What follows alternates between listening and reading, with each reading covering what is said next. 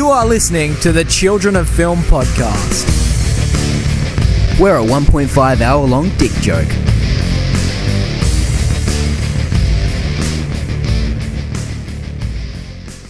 Hello, ladies and gentlemen. You are listening. I mean, you just heard the intro. You know what you're listening to. I'm Jacob. I'm here with my delightful co-host, equal host, Jaron. How are you today, my friend? I'm fantastic, ready to get into some bad movies, ready to get into some hopefully good movies, and ready to get into the movies we've watched. Yourself? I couldn't have summed up the start of the show better myself. I've had a pretty good day, and I filmed worst movies of the year list for my other channel, so I'm sure I'll link that there. But we're going to get into ours tonight and other things. Man, you did a lot better job of summing up the show than me. Me talk good words. You do. So we're going to start with our diary display. We're just going to get straight into it. Not a massive show today, but I'll start off. No, I started last week. You can start off. What have you been watching? I would love to. Alright, so on Christmas Eve I watched 3 films, if you can believe it, Jacob. I watched Die Hard, because you have to watch Die Hard either on Christmas Eve or Christmas. It's just a thing. I mean, yeah. We did an episode on it last year. I then watched The Night Before, because it's also a movie I watch every Christmas. I didn't have time to fit it in this year. Oh, come on, man. Unfortunately. I watch it every year. It is it's funny, it's amazing, it's heartfelt. Michael Shannon is fantastic. Jaron was very drunk when he watched it, and he kept messaging us like, "Is touching when Joseph is sad and cries is sad, man." Like yeah, so after the Night Before and Die Hard, I was about 7 beers in, so I had like 3 or 4 more and watched John Wick Chapter 2. I think it was like 12 a.m. that I decided to watch it. I just want to say, here's my review for The Night Before. On Letterboxd. Is touching and foo by and see my snit and Michael Shannon, and the O-N in Shannon is bolded. So, yeah, I don't remember writing that. You're saying he obviously was on in that film. He was on fire. Yeah, well, yeah. I then watched John Wick Chapter 2, but I didn't log that to the next day, so it's not I don't crazy. think you even remembered that you God. watched it until we reminded you. I didn't until the next day, yeah. But yeah, I love that. I love all 3 of those movies. John Wick, I just felt like it. On Christmas, my girlfriend's mum got me the It Steelbook. It just came out here, and lots of candy and movie snacks, Jacob. So I watched It that night, and I still love it as much as I always did. It's near my top 10 for the year. I then watched The Edge of 17, which I bought on Boxing Day. I bought a few movies on Boxing Day at the sales, but The Edge of 17 is one of my favourites from last year. And I seen it and was like, it was like in two Blu-rays for $20, and I was like, I got to get that, and they were 20% off. So I got it, watched it, and I just forgot how funny it was. Like, it's so good, and we don't deserve Blake Jenner. I fucking love Blake Jenner so much. Much better than the other Blake. And then the past. Oh yeah, absolutely. So fuck you, Blake. But there's 2 Blakes I know. One's an actor, one's real life, and one of them's a wanker. And one of them's in Everybody Wants Some. The Florida Project I watched at the cinema. It's one of my first big Oscar contenders for the year that I watched, and I loved it. It's so good. It's a little slice of life by the guy who directed Tangerine on an iPhone 5S. I did not like Tangerine, though. I just thought it was full of unlikable characters, but The Florida Project is fantastic. It's a technical marvel, though. But yeah, The Florida Project is amazing. The cinematography is great. All the performances are really solid, especially by Willem Dafoe, who's deservingly, getting his dues in some award recognition. And I just want to say, no one is talking about Bria Vinate, the one who plays the mum. This is her first performance. It's funny, she was cast off Instagram. Really? But yeah, by the director Sean Baker. She'd never been an actress before. She was cast off Instagram. Nah, she did good and job. she the was kid, fucking Brooklyn incredible. Prince, the little girl, is Brooklyn Prince is also the really best good. child performance I've seen since Old Mate in Room.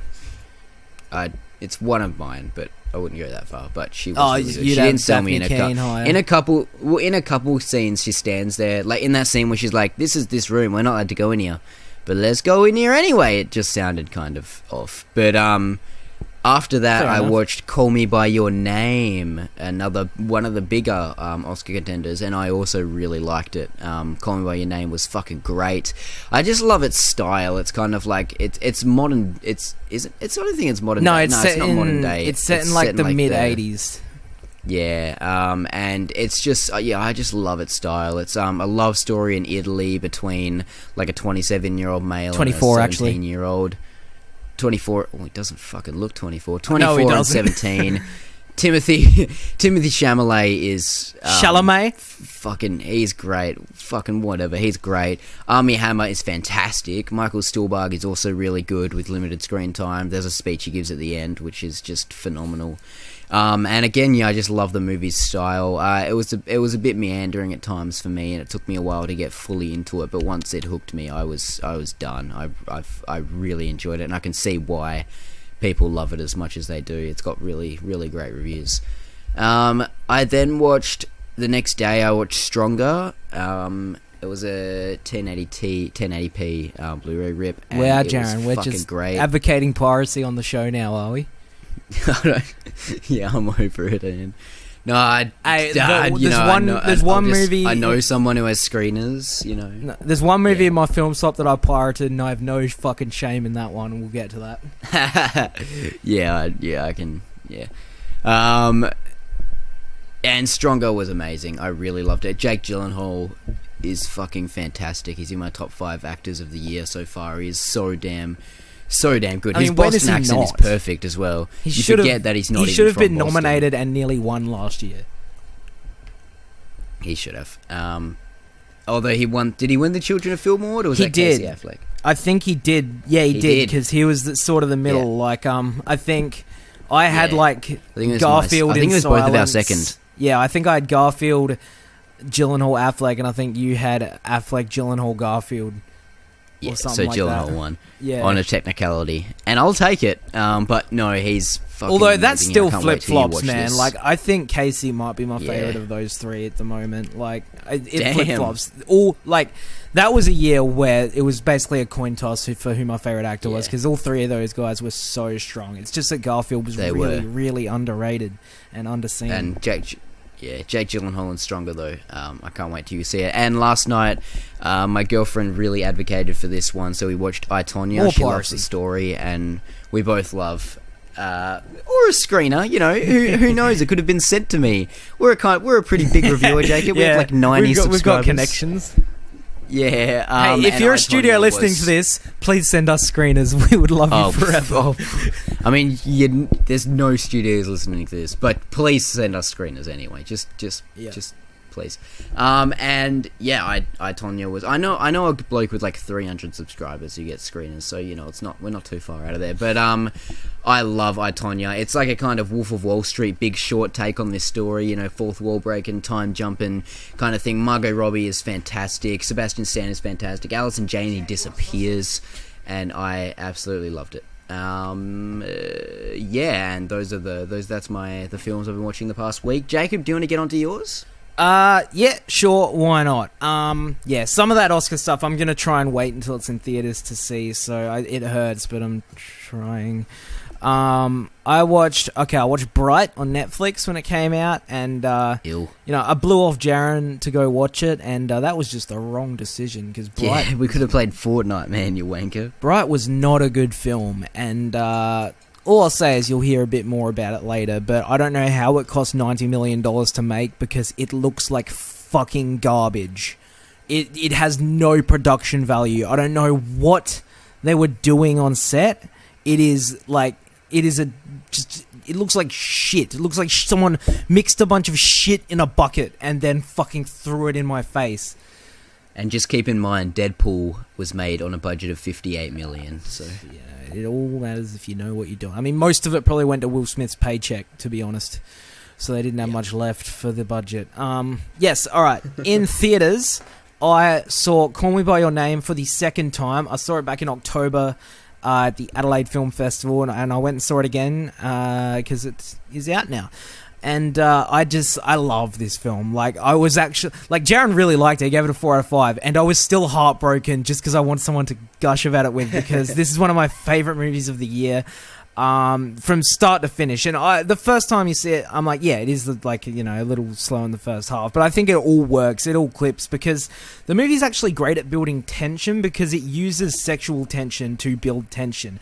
And what I love is that it's just a love story. It doesn't make a big deal over the fact that its main characters are gay, like a lot of movies do, and it doesn't focus on prejudice or hardship that they face. Like, the struggles in this movie aren't about being gay. The struggles in this movie are about, you know, falling in love and, you know, wondering whether it's like, you know, requited or not, or whether, like, you know, is it better to speak or die, you know? And that's what it's all about. And it's a movie about first love and about family. Timothée Chalamet has given my favorite performance of the year, and I don't know if he'll be topped. And Michael Stuhlbarg, it has this one scene that just rips me to shreds every time, and it's one of my favorites of the year so far. So this is not the last time you'll hear me talk about it. So yeah, Call Me by Your Name, go see it. It's in theaters now if you're in Australia. Die Hard on Christmas Day. I watched Die Hard. I had to make time for it, because you can't not watch Die Hard on Christmas, and it's the best, man. It's the best. Like, there's just so many little great little moments, like freaking, like the dude talking about fucking taking off your socks and balling up your feet on the airplane and shit. Stretching them up like fists. Trust me, I've been doing this for 10 years. And then when he sees John McClane's gun, he's like, hey, trust me, I'm a cop. Been doing this for 11 years. Every line that comes out of Theo's mouth is freaking gold. Like, freaking, it was the night before Christmas, and all through the house, not a creature was stirring, except the 4 assholes coming in from the back. Standard 2x2 formation. Yeah, he's a legend. The quarterback is Toast. Argyle's a legend. Hans Gruber is the man. Just like classic. One of the best movies of all time. And yeah, I'll watch Sergeant Owl. Owl is a fucking legend too. I love Owl. Big Owl is a when he bloody shoots the old mate in long hair at the end. It's pretty, I saw it's Die beautiful. Hard in a theater, and when Owl shot fucking Carl in the face after turns out Carl wasn't dead. Literally in the slow-mo, like it pulls up, you see the hands and then the gun, and then it pulls up to his face. Everyone in the cinema was packed out, was like, yeah! Like fucking cheering and clapping, and people like, yes, like whistling, and everyone's like, fuck yeah! Like, it was I would love amazing. to go to that. How about that scene in what is it, Funny People, where they're talking to the doctor, like, were you sad when you got murdered in Die Hard? Yeah. Okay, now I've been rewatching a lot of shit. I rewatched Dunkirk, which is another one of my favorites of the year. I got it on Blu-ray now, and it holds up. It looks gorgeous on Blu-ray. I think it's the best looking movie of the year. I think it has the best cinematography of the year. Sorry, Blade Runner. The score is just pulse pounding. It's just a non-stop freaking thrill ride. Even though it's not character based, the performances are still great. Fionn Whitehead is really... Harry Styles is like genuinely great in this. Like who? Like, I didn't expect that. Mark Rylance is great. Barry Keoghan, who I now just know as Creepy Boy from Sacred Deer, is pretty good. Tom Hardy, acting with just his eyes, is like fantastic and just about the most compelling character in the film. And it's a horror movie. It's a survival movie. It is, the way they use a ticking clock to build tension. It's just incredible, and I think it's Nolan's best work yet. Another masterpiece, 5 out of 5 film I rewatched that day is The Room. Yeah. Just because it was fun to watch. I wanted to watch it again after seeing Disaster Artist, which, by the way, it was fucking fantastic. And it's just hilarious. Like, if you ever get the chance to see it in a theater, go do it, because it's the most fun you will ever have. I also rewatched another one of my favorite movies of the year, and that is The Divisive Mother. Darren Aronofsky's movie. He's one of my favorite directors How'd you watch that one, man? You know what, Jared? I got a screener. Oh yeah, you got to send to you. We love our screeners. I paid to see it in the theater a few months ago, and I just didn't want to wait for it. I'm paying to see every fucking thing I get screeners for in the theater. You're gonna go rewatch I, Tonya? I'm gonna rewatch everything I downloaded. I got screeners for. Yeah, yeah. I got sent to screener for Mother, despite the fact that it's not going to win any awards because it's too fucking weird for the Academy. But J-Law's great in this, man. She gets nominated for shit like Joy, where she doesn't even deserve it, and then it comes along what is probably her second best performance behind Silver Linings Playbook, and no one's touching her because the movie is so goddamn weird. But she's fantastic in it. She like runs through a whole range of emotions. I don't even think it's that weird, to be honest. I think it's an allegory people don't understand. It's just very dark. No, well, yeah. I think people understood it because a lot of people's complaints seem to be that it was not subtle enough. But like, I don't think it's trying to be subtle. It's a very, very angry, in-your-face movie. It's like angry at the world, and it's about a lot of things. You know, I mean, I won't go into like spoilers and shit, but you know, there is a lot of the big biblical allegory to it. But then I think everyone can come to it and sort of come and form their own meanings about it as well and stuff. And yeah, there is a lot of fucked up shit that happens that does not make it award friendly. But point is one of my favorites of the year, and I can't wait to see what Darren Aronofsky does next. I saw another movie from this year in the cinema, Greatest Showman. I was very, very excited for it, and it did disappoint. Yeah, it wasn't... I'm very excited about that disappoint. Oh, well, at first, like, you know, a few months ago when it was announced and stuff, I was pretty... No, I said you were very excited about being disappointed, it seems. Yes, yeah. No, it's just... it's got all the makings of a great movie, but I think it just has a lot of issues. It's not terrible. It's not like... I'd probably give it like a 5 out of 10 if I had to put a number on it. But it has a lot of problems. I didn't really like the songs. The songs are not... It doesn't feel like a musical, it feels like a music video, because the songs are all just really generic pop ballads, and aside from one or two, they all sound exactly the same as each other. It's very... written by the man Pasek and Paul. I mean, I'm sure the lyrics are good, but they're overshadowed by just these, like, it's all about spectacle and big beats, and they don't really play with the movie. They feel like music videos. They don't feel like the characters expressing their emotions or telling a story. It feels like they're just putting on a performance piece. There's maybe one song that Michelle Williams sings that I think hit the mark for me, and she's great, by the way. She's just awesome, and she did not get given enough time in this movie. But just, like, the story stuff didn't work. They take a lot of liberties with history. It is not even close to historically accurate. I feel like I learned nothing about P.T. Barnum himself. There's a romance side plot with Zac Efron and Zendaya that did not work at all, despite they were both good in the movie. It's just this subplot did not work at all. I heard Zac Efron was really good. Sorry? Zac Efron was really good. He doesn't get to do a lot of singing. I heard he was really good. Oh, really?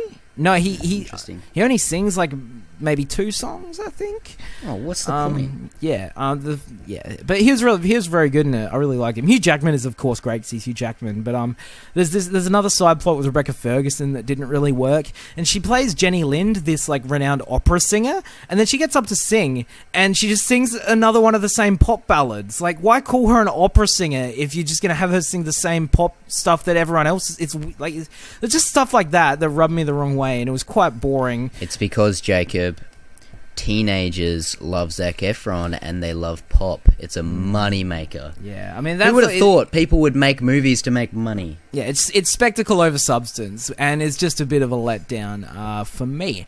And I watched. Sucks. Now, this is the one that I pirated and feel no shame. In fact, I'm fucking glad I pirated it.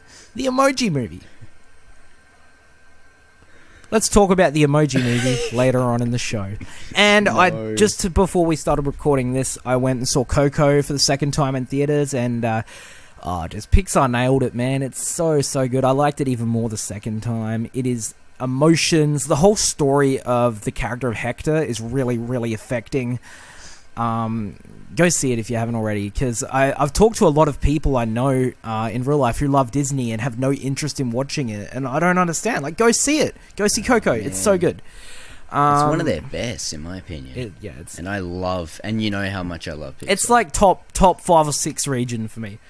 It's really good. Man, I just went on for ages for that, didn't I?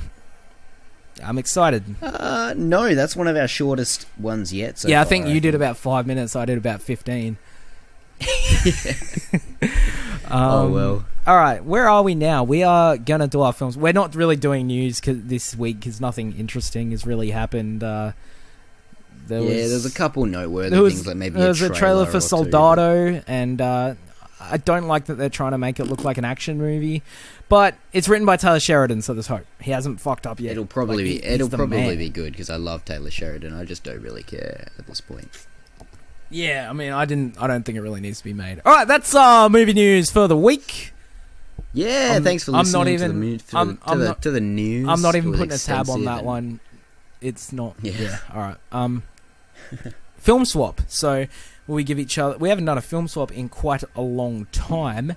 So I'll let Jaren do his first. So the movie I gave Jaren is basically we wanted to get one quickly, and so I was just finding something that was on Netflix to give him, and I gave him Joe. A movie from a few years back. Nicolas Cage, a rare good performance from him. Taylor Sheridan's very good in it. Ty Sheridan. Fuck. Taylor Sheridan. Ty Sheridan. Taylor the young Sheridan, man the writer of Wind River, was very good in this. Yep. Joe's a quality. Jaren, what'd you think of Joe? I thought Joe was fucking good. I really liked it. You said Nick Cage was really good, and you undersold it. He was amazing in this movie. He was so damn good. And Ty Sheridan, he's been good in lots of things. He was the kid in Mud, eh? Great he was writer. really good in that too. Great in Mud. Yeah, He's in the X-Men movies Great now, writer. so he's not really doing a lot of smaller shit. But yeah, and he's gonna be in. Isn't he Long Leg Boy in Ready Player One? Yeah, man, long leg boy. But in Joe, I don't know. I think I just love the atmosphere of Joe, to be honest. And I mean, I'm just gonna say vague things because I watched it a week ago and don't really remember much of it at all anymore. But I've been on a David Gordon Green kick lately. He's a very versatile filmmaker. Oh, he is such a utility, man. He makes so much different shit. You Like can put Joe him up is forward, like a you can western. put him in the back line. Stronger's a tragedy, fucking shotgun. All his shotgun. He's not in Shotgun Stories, but he's an actor in it. Prince Avalanche is really different. He did Pineapple Express, eh? Yes. Oh, and Your Highness. I have yet to see Your Highness. You haven't seen it. It's not good. I've only heard poor things. No, I used to love it as a kid. Your Highness too. When I was Really? like fucking 14 years old, I used to watch it like every week. Damn. It's not good though. Yeah, but I love Joe. I love the character, Ty Sheridan's character. I can't remember his name. Gary, maybe. I don't it's even weird. know. He's such like an old man. So I thought people named Gary were just given that name at like 80. Like I didn't realize kids could be called Gary. Gaza. But his name is Gaza.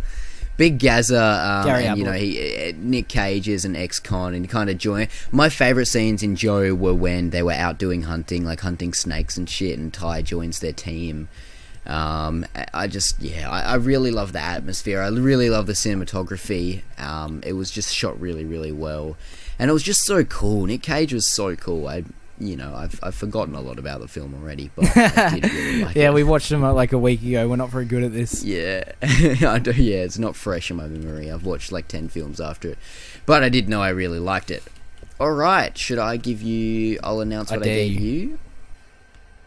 And the film I gave Jacob was the very seasonal film, The Nightmare Before Christmas. Jacob?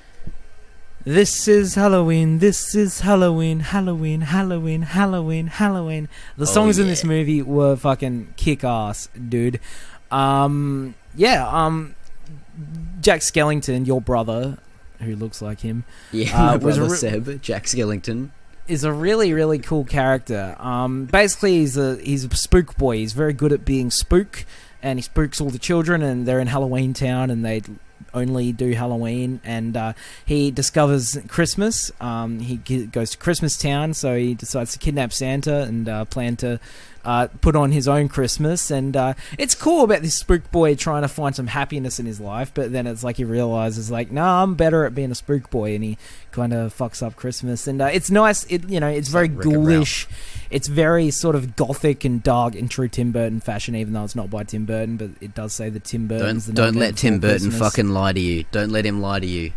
What? It's not fucking Tim Burton's. Tim Burton's lying to everyone.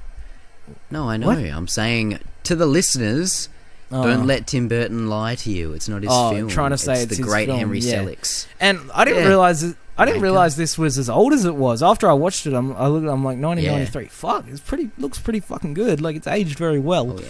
All the creatures and stuff are really cool. It's nice, and I like the dark moments and like all the gross creatures. Oogie Boogie was pretty badass, but no, the songs in this were bloody delightful. Like, I had a blast whenever the songs were happening. I think the first half's a lot stronger than the second half. I think there are parts where it drags, despite only being like 80 minutes. But no, I really, really liked it for the most part, and I can definitely see myself getting the Blu-rays and watching it again. Oh yeah. Absolutely. I didn't really like. I wish they'd given a bit more to the romance, like the girl who he's like Sally fawning after.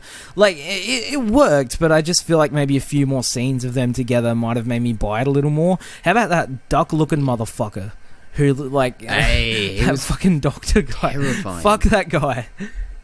That I watched this last year and I was like a full grown, and he fucking scared the shit out of me whenever he was on screen. And he kept dragging Sally back, and I was like, Jesus, he's a wanker. This guy's terrifying. But nah, Henry Selick is the man. Coraline is also really good. I like this sort of shit. And Danny Elfman's singing voice is fantastic too. Yes, and Chris Sarandon's speaking voice, pretty good too. Oh yeah, and absolutely. Yeah, but no, Elfman nailed it. He did a really good job. I didn't know he was a singer as well. I guess if you musically he's a jack of all trades, a Jack Skellington of all trades. And ladies and gentlemen, that was the Children of Film podcast. Thanks for listening. Jack of all Nah, trades. you wish it was over already. Fuck. It is the Jack Skellington of all trades, though. He is. Do you know Tim Burton voices Zero? The dog? Oh, the dog boy, his ghost spook dog. Yeah. Yes. Quality All dog. Right. Alright, what top 5 are we doing first? We're going to count down our top 5 worst films of the year, so it's a little bit of a big one. Yeah. When we get to our best of the year, we're probably going to do a full hour-long podcast dedicated to our top 10s. Like last year. Or this year, that's just not going to be until like February, because we're waiting till we see everything. Ladybird comes out on the 15th. I think that's the last one that we need to get. So it'll be out sometime after that. But we're counting down our worst, because really, we've pretty much seen all the garbage we're going to see. And what do you reckon? Should we just... I think... just to streamline it a bit, I'll count down my 5 to 2, and then you count down your 5 to 2, and then we'll both do our ones. Yes, we'll just let people know in advance that we watched a lot of Netflix originals. Anyone who says, man, Netflix are really killing it these days, don't believe them, they're liars. Netflix make about a lot of 9 bad films to 1 good one. They're just people who watch the first thing that comes up. But literally the Netflix movies populate our bottom 20 movies of the year so much that we have to cut them out, or you will have not heard of anything on this list. Yeah, if we included them, it would literally be all Netflix movies. Stuff like something called Except like Stasis, 1 or 2, which is probably the most incompetently made God. film ever. Coin Heist, American Frat Violence. Star, American Violence. Just Dude, know there's a movie called Frat Star on Violence. Netflix where it's so offensive. a guy rapes a girl, and she like just to get into like a thing, but it's like consensual rape. She wakes up and enjoys it. I don't know what the fuck was going on. American Violence has a scene in which a little boy is raped by his uncle, and I laughed uncontrollably at it. And the uncle looks at him and licks his lips, and he's like, "Oh yeah." Oh my god, it was so funny. Oh my god, Yeah, yeah. what a film. Point is, there's a lot of Netflix garbage, and if we really wanted our list to be accurate, you would not have heard of any of the shit on it. So we're basically just counting theatrically released stuff. I do have a couple of cheats, but yeah, for the most part, just like theatrically released worst movies. So with that being said, do you want me to go first? Yeah, go 5 through 2. All right. I already filmed a worst list earlier today, so I don't know if I'll be a bit burnt out, but I'm going to try and rant a little bit. Honorable mentions I have. This is one of my cheats. It is a Netflix movie, but it was a big one. I talked about it earlier in the show. It is Bright. Seriously, I had no right to be as bad as it was. Max Landis is... dude, Well. I keep putting myself up to bat for Max Landis, saying, no, he's a good ideas man, he knows what he's doing, like, he's gonna crack it eventually, but I don't know if he's going to. I mean, yeah, he's disowning this film and, you know, distancing himself from it, but still, he wrote it, the core of it, and there's very little in this film works, so I think he can't absolve himself of any blame here. But David Ayer is equally to blame, because he does not know how to direct the fantasy genre, and he needs to be kept away from it. The third act in this is Suicide Squad levels bad. God damn. There's a tweet Max Landis wrote last year when this film was brought, and his tweet says, "This will be my Star Wars, #bright movie," and he's since deleted it since the movie has come out. Also, we have to mention, while we're on the topic of Max Landis, that he has deleted his Twitter after allegations of sexual assault have come out against him from the people working on Bright. And even a lot of stuff before that, so he's kind of out of the picture at the moment. God as well. damn it, Landis! He'll be making a lot of things. You had some potential, boy. You done goofed. Your first movie. Yeah. Oh, wow. I mean, potential. He's had a lot of great ideas, but he's just never really put any of them into practice. Anyway, all right. My next honorable mention could cause a little controversy, so I won't go on for a while about it. But it's Raw, a film that a lot of people loved, a film that a lot of people think is one of the best of the year. All I'm saying is, I hated it. I thought it was empty, and let me preface this by saying I hate the use of the word pretentious. It's lazy criticism, but I can't really think of a better word to describe Raw. If this movie was further up its own arse, then it would be really far up its own arse. Fucking hell.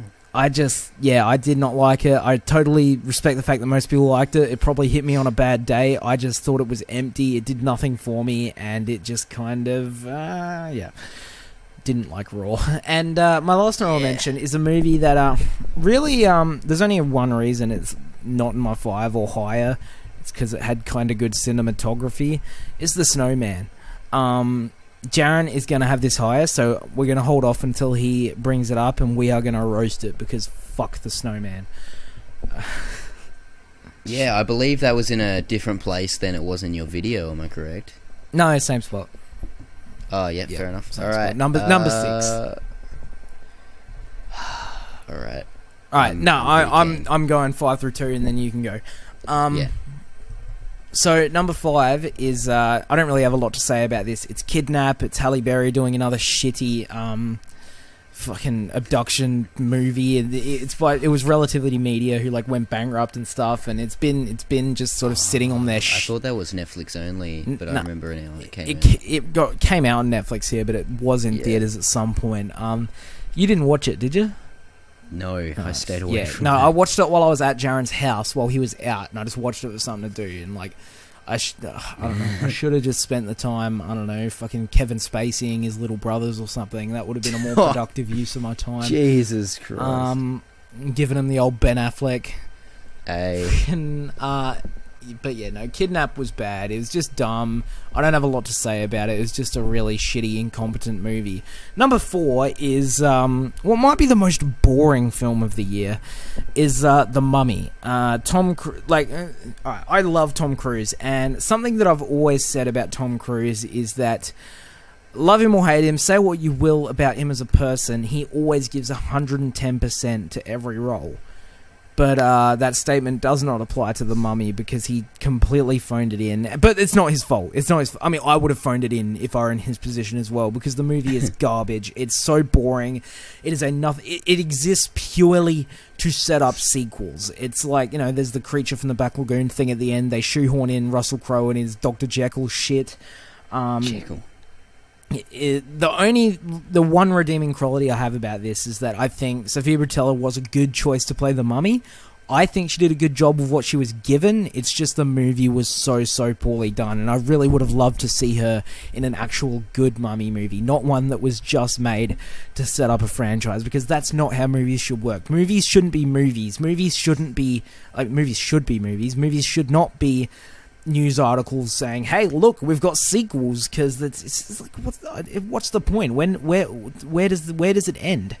The Mummy was awful. Number 3 is Rough Night. It was a movie that some people liked, some people didn't like. I fall on the didn't like camp. I just thought it was shit, like an unfunny mess. Scarlett, a career low point for everyone involved. Scarlett Johansson was not good. Kate McKinnon was borderline offensive with a Australian accent that sounded like was a Kiwi accent. But the thing is, there's a sort of running joke in the movie where she's like, "Hey, don't call me a Kiwi, I'm Australian," but like she's doing a Kiwi accent. So like, fuck. I don't know. There's so many people try to do Australian accents and they just come off like a Kiwi. I don't understand it. Like,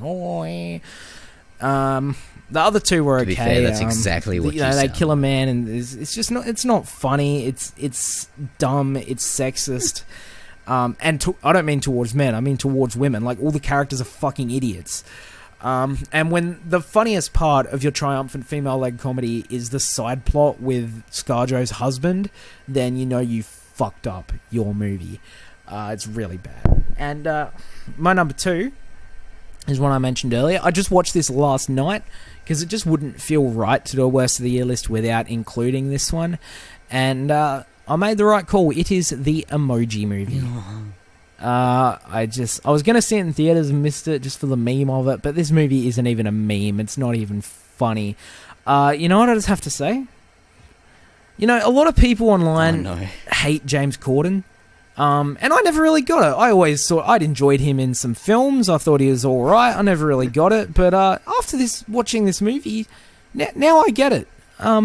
He plays High Five in this. Might be the most annoying character of the year. I wanted the little cunt to fucking kill himself. Fuck you, High Five. Fuck you for ruining my night. Fuck you for ruining my week. Fuck you for ruining cinema for me, High Five. You literal wanker. He's an actual hand, so he's a literal fucking wanker. Fucking I got it. Oh, he's not fucking... You're not funny, High Five. You're not funny. You think you're funny. You think you're funny and charming and stuff, and you're not.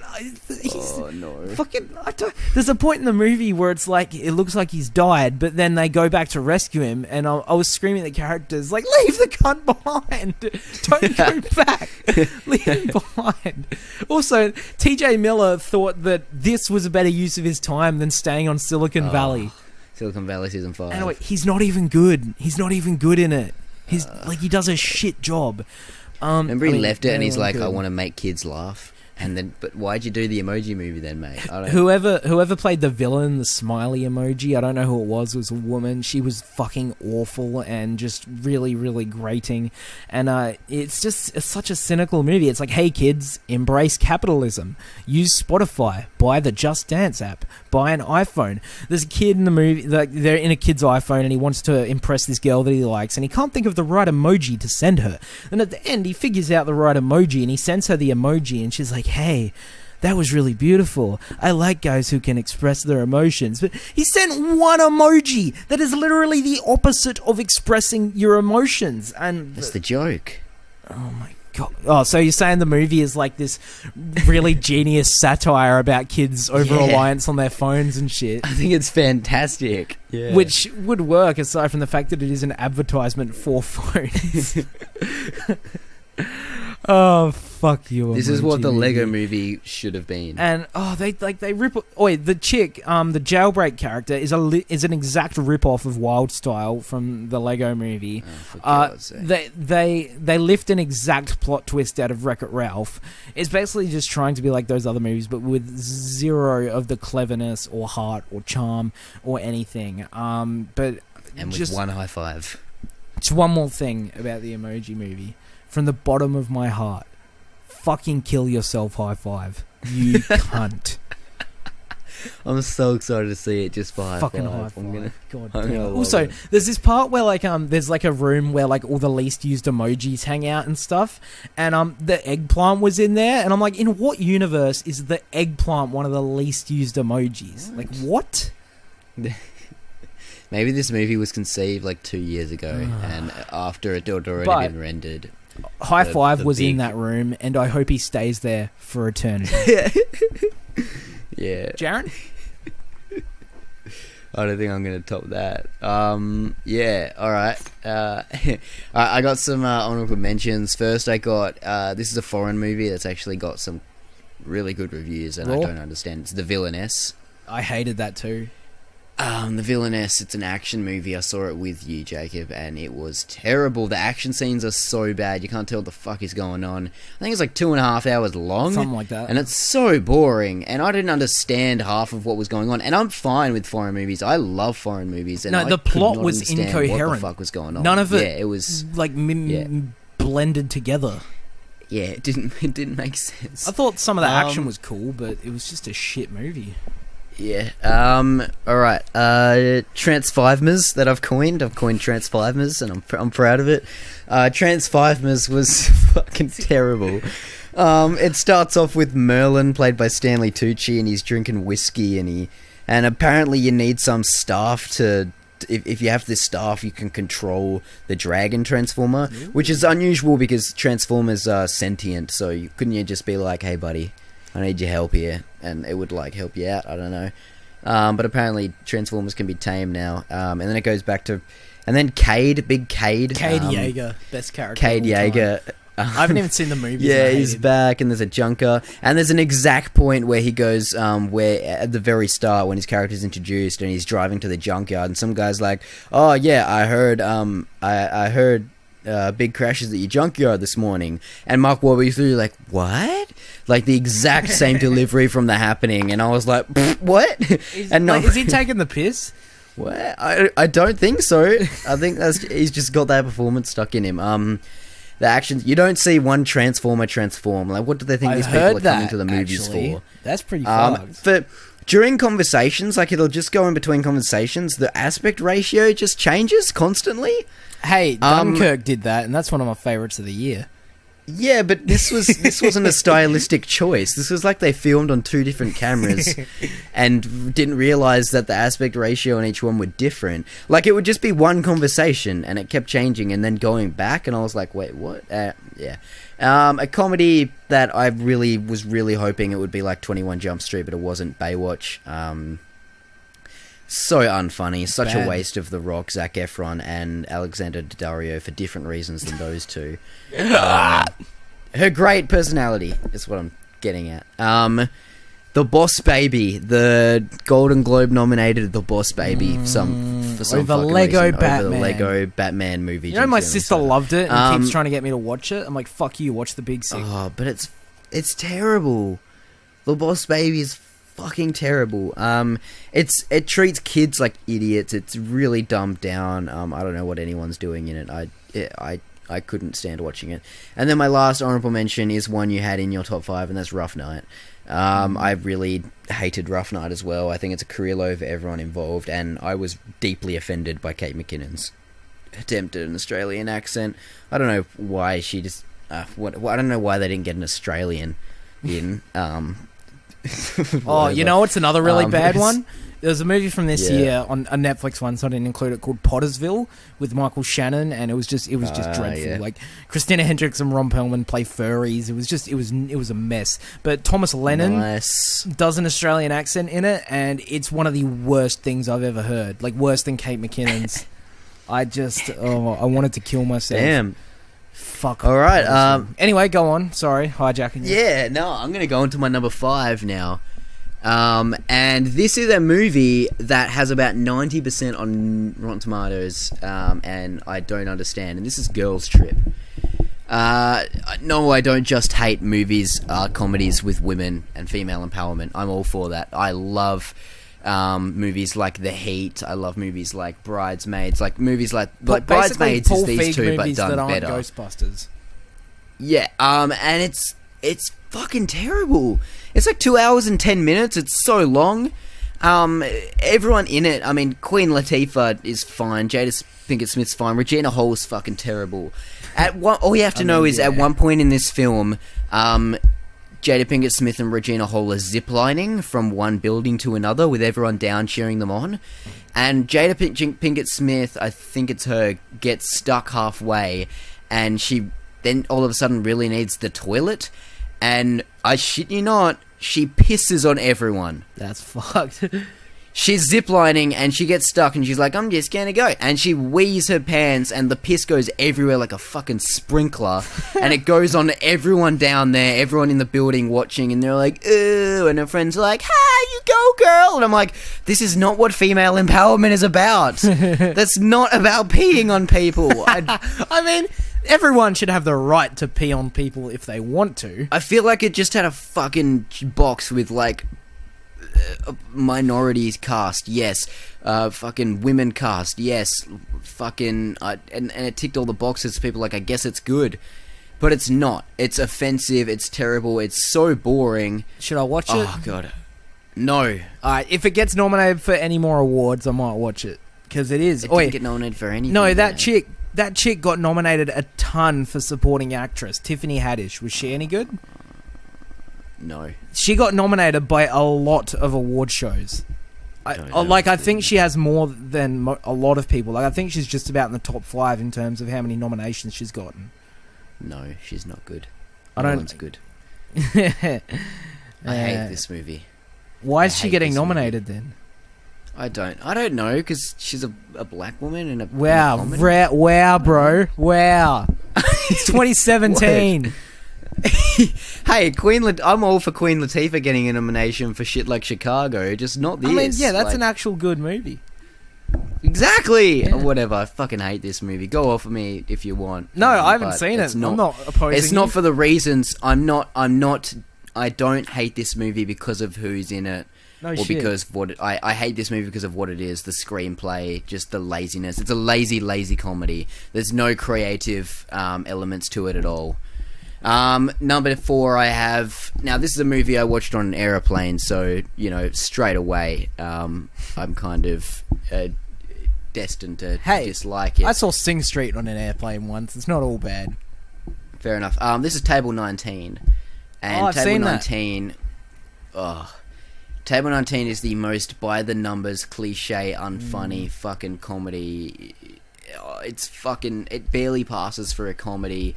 Anna Kendrick is just doing Anna Kendrick. Lisa Kudrow's in it. Stephen Merchant. Like, I don't know what these people are doing in here. I love Craig Robinson and Wyatt Russell. Dude. June Squibb. Dude. Tony Revolori. Tony Revolori, I was about to say, is fucking above this shit. I don't understand. I really hated it. I didn't hate it, but it wasn't good. I hated it because it was such a waste of my time. I would have watched Family Guy in those 80 minutes. I got to watch 4 episodes of Family Guy. No, I forgot it existed until I was looking on my list for this list. All right, what do I have next? Number 3. Number 3 is a movie you had, I think, The Layover. Did you talk about that yet? No. All right, I have The Layover. This is a movie that was released theatrically, and then I saw it on Netflix or a screener. Wink. I don't recall.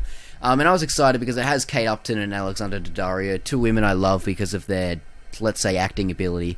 And it's directed by William H. Macy, who's a really funny bloke. Really funny, and it's fucking awful. There's no laughs in it at all. Again, this is a female-led comedy. I don't know what's with them this year. This movie, when I said Rough Night good. was sexist, this movie is fucking sexist. The entire plot is just these girls meet this hunky guy and they're willing to tear apart their lifelong friendship just to try and plug him. Yeah, at one point, I don't know how they got Kate Upton to say this, but at one point... Kate Upton says something like, I don't care if it was our first day, I'd still take him to the bathroom, pull down his pants and suck his cock, or something like that. And another point, she's like, look at him, he wouldn't even have to ask me, my dress would just be on the ground. Like, I'm like, how did they get her to say this without her slapping them? I don't understand. It's so offensive. It's fucking, it's like...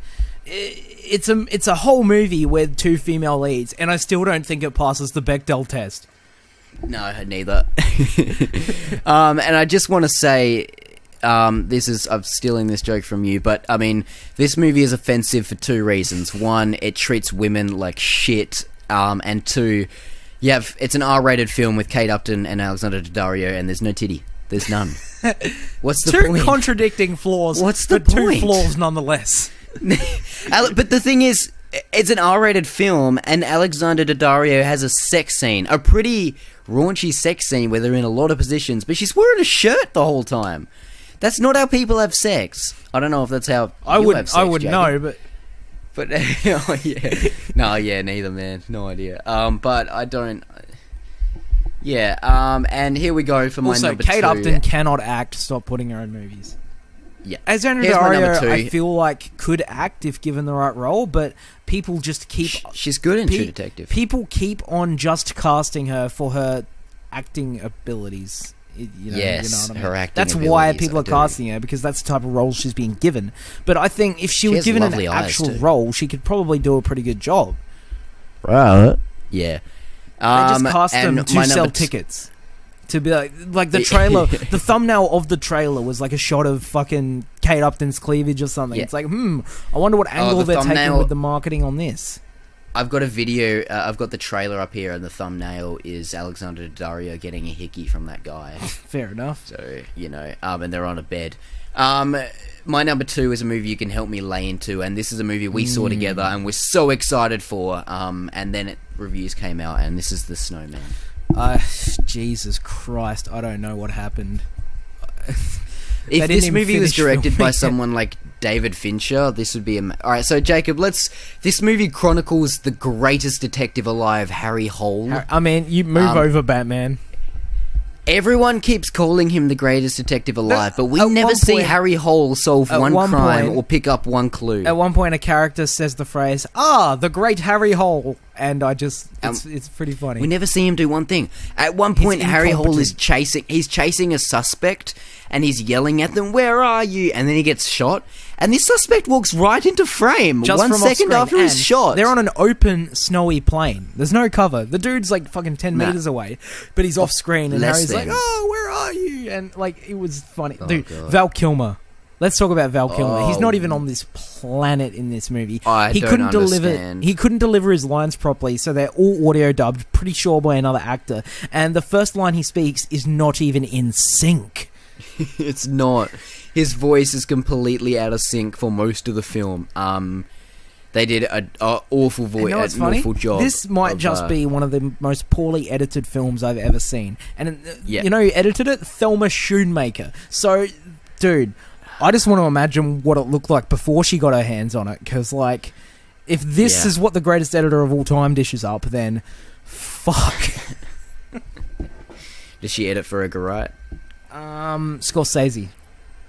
Okay, well, she's not the greatest editor of She all does like every Scorsese movie. No, I'd say she probably is. And I don't know what the fuck happened. Let's talk about Michael Fassbender, because he does not give a fuck He was really in bad. this film. And I love Michael Fassbender. And there's one thing I need to talk about as well. There's a kind of espionage thing with J.K. Simmons and everyone else involved. He's got a weird British the side accent. plot with J.K. Simmons, where he just takes photos of girls with their clothes off, and it never yeah. it never comes back. I remember that. He just gets women to take their tops off, and he takes a photo of it, and this never comes back. And if you had cut this stuff out, nothing would have changed. There's a big part of the plot revolved around whether or not Sweden gets to host the Winter Olympics, and it was it had no bearing on the story. Maybe it did. Maybe it does if they actually shot the whole film. But they shot like 80% of the film. Jacob, if you cut this stuff out, nothing changes. There are so many moments in this where it's like in the room where the mum talks about how she has breast cancer, and when she asks Tommy Wiseau if it comes back later, he's like, "Oh, it's a twist," and then it never comes back later. It's a twist. That's basically the Snowman. Yeah, exactly. There's also, Harry Hole doesn't do anything heroic. He's at the whole incompetent. movie. He doesn't solve. We don't. The only reason that we know he's a good detective is because people tell us. There's nothing to. You should open a movie with a character's strength, so we get introduced to them and what they can do. Instead, it opens with him like being hungover and drunk and stumbling his way home. Which is what his character is, to be fair, but he's also supposed to be a good detective. I think they just took a lot of movies have that alcoholic detective trope, but this movie just ran with it a little too far. There's all this shit with his family that doesn't work. The only person in this movie who comes out unscathed is Rebecca Ferguson. I think she did her best with what she was given, and I just feel bad for her that she was even in it. I never thought I would come out saying this movie is closer to a closer film to The Room than it is Girl with the Dragon Tattoo, which is what I was hoping for. Thomas It is Alfredson literally closer to The nailed it. Room than The Girl with the Dragon Tattoo. I don't understand what the fuck happened It's here. ridiculous. Like I think this can become one of those so bad it's hilarious type movies. Yeah, I agree. I would go see this again in a theater with a packed out crowd. Yeah, that's the thing as well. There were so many moments towards the end of this film where we were just laughing out loud. Like it was, and they set up a sequel so bad for this movie too. Like it ends with him in rehab, and he basically winks at the camera and says, "Harry Hole's back, baby. I'm back on it." Because Harry Hole, if you don't know, I think he's in like 40 Lots novels or 40 and lots of short stories, and he's like, "I'm in another movie, baby." I'm like, thinking oh, I'm no, back. fuck. The great Harry Hole. No character named Harry Hole can be great. It's not possible. His name's Harry Hole. Oh man, I don't. Val Kilmer. I mean, I love Val Kilmer, but he looks like some fucking Goonie monster looking motherfucker. He just looks like a bag of meat at this point. He looks like a bag of meat that's been hit with a mallet several times over. And left out in the sun for a while. Yeah, I was about to say, left out in the sun or chucked on a barbecue or some shit. Like he looks like Thanos, Mr. Police. Again. Wait, how about Chloe Sevigny's in the movie, and she's like a character they're talking about because she's like in, I don't know, I can't remember, but then she gets killed, and then they rock up to her place, and then Chloe Sevigny There's walks another up one? again. Chloe Sevigny walks That was up my again, twin sister. and it's like, I'm her twin sister. I'm like, what is that? Did Sevigny just want a few more lines?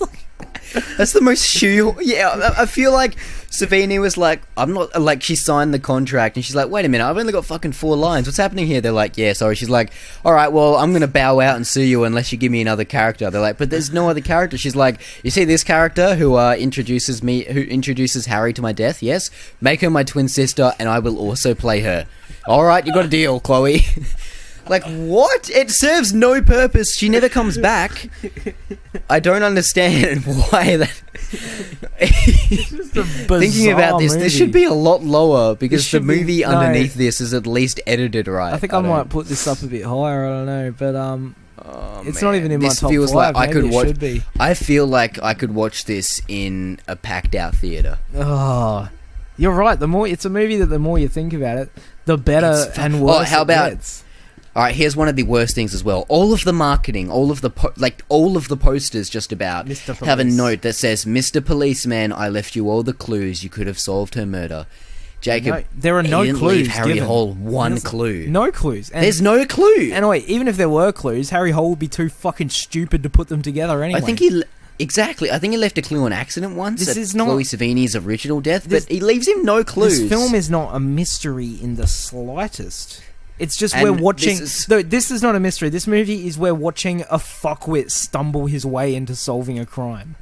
I just want to say as well, there is one good scene in this movie which involves the villain, and I feel like this could have become an iconic kind of villain fucking weapon matchup. You know, like No Country for Old Men with this the weapon he uses air compressor. Is pretty cool. This weapon he uses is violent. Laughable.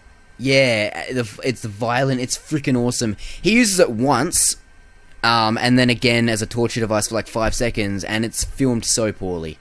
You can't tell what's going on. They cross the 180-degree line in almost every action scene. And I hate this movie. Scenes the film has. Yeah, and it was I think the whole trailer, all of the trailer was just like intense kind of murder mystery, and that was like 5 minutes of the film. I'm done talking about this. Wow, movie. we It's talked so a lot about terrible. the Snowman. Now, it's so bad. Yeah, it's pretty funny though. I want to watch it again one day. All right, my number 1 is The Layover, which we already talked about. It's just it's disgusting. It's disgraceful. It's garbage. I don't really have anything else to say. Jaren, what is your number 1? My number 1 is a movie I don't think you've seen. All right, and hang on. Let me guess. Okay. So it's a theatrically released movie. Did you see it in a theater? No. No. How recently did you watch it? 3 months. Ooh, I don't know if I'm gonna get this one. It's a hard get. You would have forgotten about it, I reckon. So I haven't seen it yet, I reckon. This would be a film by the great Jonathan Levine, who I love. Oh no! And this is Snatched. Yeah. Jonathan Levine, if you don't know, did 50-50, Warm Bodies, and The Night Before. All great movies I own. Snatch stars Amy Schumer, Goldie Hawn, Ike Barinholtz. And it's about Ike Barinholtz Amy is a Schumer. funny dude. He's just in so many shit films. Amy Schumer, the human version of a baked potato, stars as this girl who gets dumped by her boyfriend, rightly so, in the first scene of the movie. And right after she bought them like tickets to go away to, I don't fucking even remember when they go. I think Mexico, A place. It's South America. It's a place in South America. Insert exotic country that the film crew can go on holiday while they make it. And Goldie Hawn, the great actress Goldie Hawn, comes back to film with this, and who plays Amy Schumer's mum. And it's you see Amy Schumer's like. I don't really want to talk about this movie because it just kind of grosses me out. To be honest, I don't really want to hear about it. I don't think the good people of the Children of Film listeners want to hear about it. Yeah, I'm not going to dissect it as much as The Snowman because, you know, it's not as technically bad. Like, it was all shot, and all of nothing was left this out. is the thing. If we were talking about also most the bad incompetently made film, The Snowman would be easily number one for me. I just hate stuff like The Layover Mob and the Emoji Movie because of what they represent. The Emoji Movie wasn't in your top 5? No, it's my number 2. Mention. Oh, number 5. Oh, number 2, that's right. And Snatched is just, it's fucking awful. I hated myself for watching it. I turned it off halfway through the movie, and I had to go for a walk. This is not a joke. I live about 5 minutes from the beach, just down the street, and I went for a walk down to the beach, and had a cigarette down there, and I was like, fuck, and I don't just smoke. Contemplating life. And I was like, fuck, I have to go back and finish this. Because I was trying to bump up my numbers. It was when I was trying to catch up to you, and I think I was on par with you, and you were going to see a movie like the next day, and I was like, this movie just set you back? Like, you just couldn't watch it anymore? Oh, yeah, after this, I didn't watch a 2017 movie for like 2 weeks. And I sat there at the beach, and I'm like, I've got to go back. I've got to do this. And I walked back, and I laid in my room, and I turned it on, and I hated myself, honestly. This is... I feel like if a movie comes out like this next year, I'm not going to watch it. Which is strange, 'cause this is like 40%. It's not even as bad as on Rotten Tomatoes as most of the movies we've talked about, but... Fair enough. Yeah. It's... Yeah. I guess... I don't know. I didn't see it. I'm not going to see it, because I love Jonathan Levine, and I don't want to taint him. And just I really love Trainwreck, too. I hope he can come back from this. Amy Schumer's great in Trainwreck. She is. And I don't understand what happened. And I this is the exact same for you with the bloke from the Emoji Movie. I didn't understand why everyone hated Amy Schumer. I'm like, she's funny. You know, she's not, you know, she's funny. She has a shtick, but she's alright. I get it now. Yeah. I get why people hate Amy Schumer. Because I hate her now. Vagina! No. I can't even imagine watching her stand-up special. Apparently it's just like all vagina jokes and stuff. Nice. Like, don't get me wrong, I love a good dick joke, I love a good vagina joke, but don't use it as a crutch. The dick joke, the genital humour, it's an art form, and you can't abuse it. God, no. Fuck this movie. Alright, well that's my top 5 worst. That took me through a thing. I forgot all about Snatched and the Layover. I think we're both just feeling pretty sad about life right now. Yeah, that sucks. Like, the Emoji Movie genuinely hurt me. Like, when I was watching it last night, and the ending scene, it's like, you know, they saved the stuff, and then they're all like, there's some pop song shut up. Some pop song playing, and they're all dancing and cheering and stuff. And as this happy dancing was happening, I just found myself sinking deeper and deeper into the fucking void. Like, you felt like Get Out when you were like watching yourself watching something? Like, them celebrating was just my descent into hell. Rip, yeah, that sounds terrible. So are you actually going to watch the Emoji Movie? Yeah. All right. Well, when you do, we'll have to talk about it a little bit. Get your thoughts. Do an hour-long episode on it. I just want to say, I feel like Jacob and I have been tossing up the concept of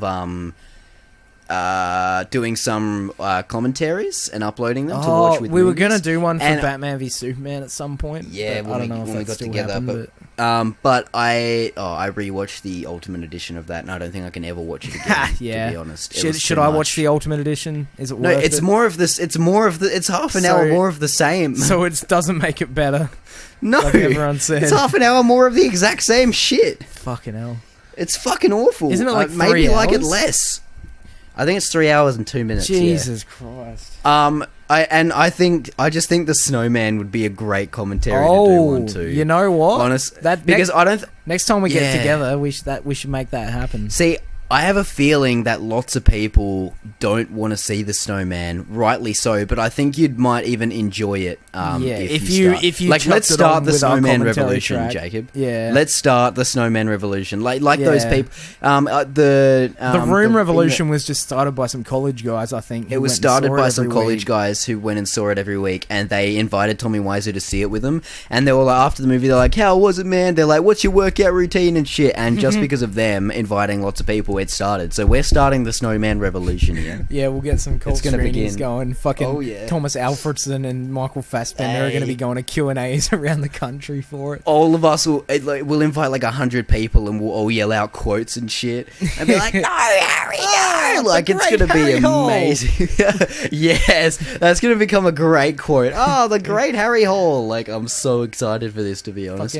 But in saying that, if you have every time Val Kilmer comes on screen, ideas, everyone recites his lines, but just like a little bit out of sync. Yeah. Yeah, or you just scream because he looks like the pale man from Gerald's Game. Yeah. If you have any ideas of movies that you want us to do commentaries to, tell us, because next time we get together, like every time we get together, we can do one, and it seems like a fun idea. Like, if it's something you love or something you hate or something that would just be interesting, give us a recommendation. I think it would probably be more fun with bad movies though, because if I'm watching a good movie, I'm just not going to want to talk. I'm just going to be like, cinema. Unless it's something I've seen a million times. But yeah, anyway, that's the show. We were going to talk about our most anticipated films of next year, but we've gone pretty long with this, so that'll probably be the next podcast we do. We can probably do a top 10 and get really stuck into the stuff we're excited for over the coming year. Thank God. Our best films of the year. Yeah. Yeah. Our best films of the year list will be coming probably like late February, along with the Children of Film Awards, probably around Oscar time, which we had a lot of fun with that, and we're going to have a lot of fun again. It's the two of our favourite stuff in a lot of different categories, and it's going to be interesting this year, because last year it was very cut and dry. We had pretty much agreed that La La Land was the best movie in like every category. This year we disagree on just about everything, so it's going to be very interesting, and we're going to be seeing a lot of sort of neutral movies winning awards and stuff. We're getting some guest presenters and stuff. Some people you might know. Some of our mates. Dude, you know who we're having to co-present? Chris Hemsworth and Gal Gadot. Chris Hemsworth and Gal Gadot. They've just signed on to do a Golden Globe nomination. We're giving them makeup and hairstyling to keep them humble. Yeah, we're like, you might as well do ours too, and they're like, oh, can we? And we're like, I guess we can squeeze you in. So we had to move some stuff around, but oh well. Yep. We'll see. We should try and get Harry Hole to come present an award. Let's get Michael. Let's get Michael Fassbender to do his Harry Hole. An inaugural fucking thing, like the Harry Hole Award for worst character. Yes. Dumbest character, worst detective. I don't know, something like that, just to honor him. Most poorly executed movie. The Val Kilmer medal for most obvious ADR. Oh yes. Let's have Val Kilmer present an award, and we don't know what the fuck he's saying. That definitely was and not it'll be him out of talking. sync. No. But like they couldn't have even put it in sync. Like we don't know what we're doing, and ours is in sync. All we do is clap at the start of the recording, and then I put them together. Like they could have just done that. Val Kilmer doesn't know how to clap.